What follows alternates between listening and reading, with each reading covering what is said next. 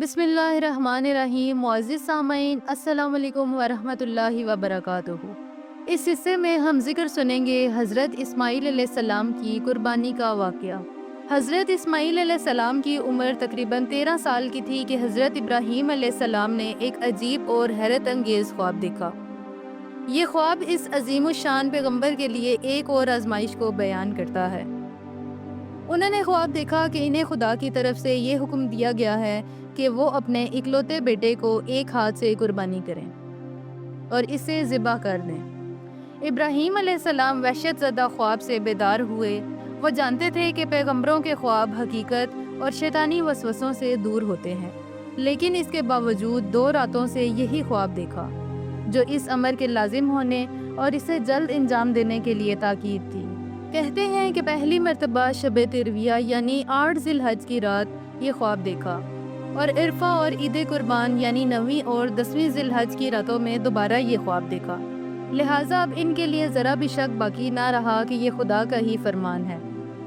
ابراہیم علیہ السلام جو بارہا امتحان خداوندی کی گھرم بٹی سے سرفراز ہو کر باہر آ چکے تھے، اس دفعہ بھی چاہیے تھا کہ بحر عشق میں کود پڑیں اور خداوند عالم کے فرمان کے سامنے سر جھکا دیں، اور اس فرزند کو جس کے انتظار میں عمر کا ایک حصہ گزار دیا تھا، اب وہ ایک آبرومند نوجوان تھا، اسے اپنے ہاتھ سے ذبح کر دیں۔ لیکن ضروری یہ ہے کہ ہر چیز سے پہلے اپنے فرزند کو اس کام کے لیے آمادہ کریں۔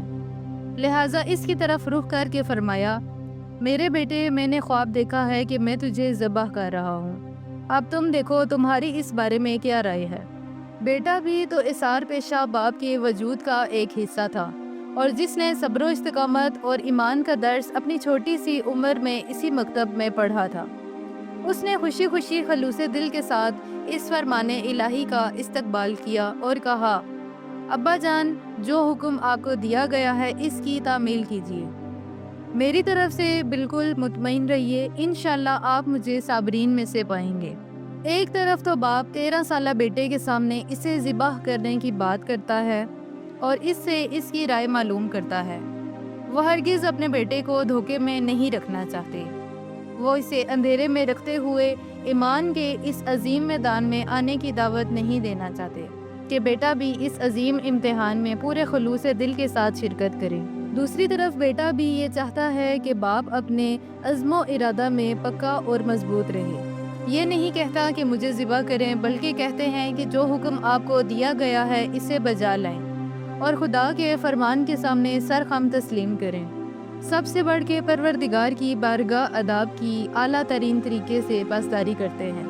ہرگز اپنے ایمان اور عزم و ارادہ کی قوت پر بھروسہ نہیں کرتے، بلکہ خدا کی مشیت اور اس کے ارادے پر تکیہ کرتے ہیں، اور اس عبادت کے ساتھ اس سے استقامت کی توفیق چاہتے ہیں۔ اس طرح سے باپ بھی اور بیٹا بھی اس عظیم آزمائش کے پہلے مرحلے کو مکمل کامیابی کے ساتھ گزار دیتے ہیں۔ اس حصے میں ہم ذکر کریں گے شیطانی وسوسے کا۔ شیطان نے بہت ہاتھ پاؤں مارے کہ کوئی ایسا کام کرے کہ حضرت ابراہیم علیہ السلام اس میدان میں کامیاب ہو کر نہ نکلیں۔ کبھی وہ اسماعیل علیہ السلام کی ماں ہاجرہ کے پاس آیا اور ان سے کہا، کیا تمہیں معلوم ہے کہ ابراہیم نے کیا ارادہ کیا ہے؟ وہ چاہتا ہے کہ آج اپنے بیٹے کو ذبح کر دے۔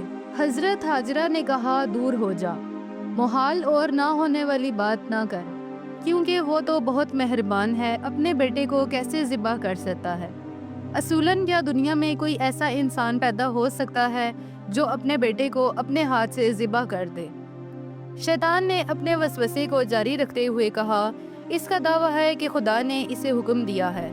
حضرت ہاجرہ نے کہا، اگر خدا نے اسے حکم دیا ہے تو پھر اسے اطاعت کرنی چاہیے، اور سوائے تسلیم و رضا کے کوئی دوسری راہ نہیں ہے۔ پھر شیطان ان کے بیٹے حضرت اسماعیل علیہ السلام کے پاس آیا اور انہیں ورگلانے لگا۔ ان سے بھی اسے کچھ حاصل نہ ہو سکا، کیونکہ اس نے اسماعیل علیہ السلام کو تسلیم و رضا کا پیکر پایا۔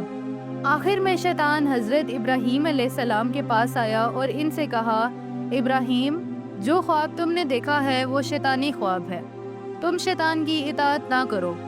ابراہیم علیہ السلام نے نور ایمان سے اسے پہچان لیا اور چلا کر کہا، دور ہو جا اے دشمن خدا۔ ایک حدیث میں منقول ہے کہ حضرت ابراہیم علیہ السلام پہلے مشعر الحرام میں آئے تاکہ بیٹے کی قربانی دیں۔ تو شیطان ان کے پیچھے دوڑا۔ وہ جمرہ الاولیٰ کے پاس آئے تو شیطان کو دیکھا، اس کو 7 پتھر مارے۔ اس کے بعد وہاں سے جمرہ دوم پر آئے، وہاں شیطان کو دیکھا تو دوبارہ 7 پتھر مارے۔ اسے یہاں تک کہ جمرہ عقبہ میں آئے تو 7 اور پتھر مارے اور اسے ہمیشہ ہمیشہ کے لیے مایوس کر دیا۔